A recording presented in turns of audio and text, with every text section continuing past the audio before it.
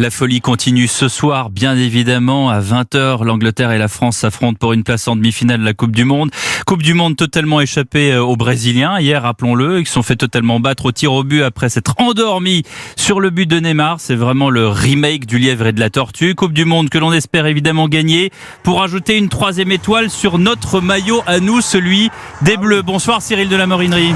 Bonsoir Pierre Devino, bonsoir à tous. Vous vous retrouvez bien sûr devant le stade au Qatar avec déjà beaucoup d'ambiance.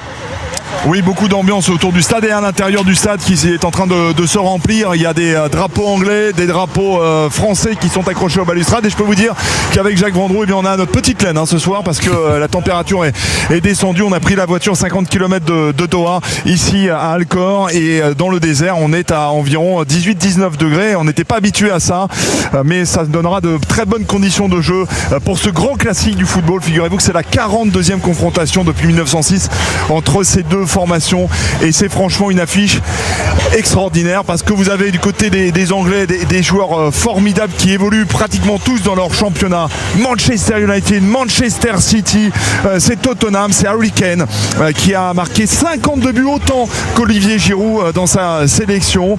Et puis du côté français, on compte évidemment beaucoup sur Kylian Mbappé qui est la terreur des journalistes anglais mais qui est en forme avec Hugo Lloris qui va battre le record là définitivement de Lilian Thuram, donc qui va devenir le joueur le plus capé de l'histoire de l'équipe de France. Une très très belle affiche avec une composition d'équipe donc confirmée, la même que face à la Pologne et le Danemark, avec donc cette défense Koundé, Varane, Upamecano, Théo Hernandez, avec Griezmann, Tchouaméni, Rabiot, avec Mbappé, Giroud et Dembélé.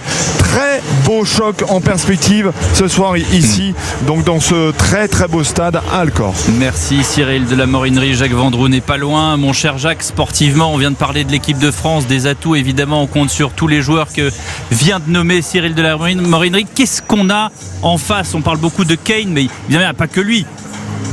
Ah non, il n'y a pas que lui, ça je vous rassure.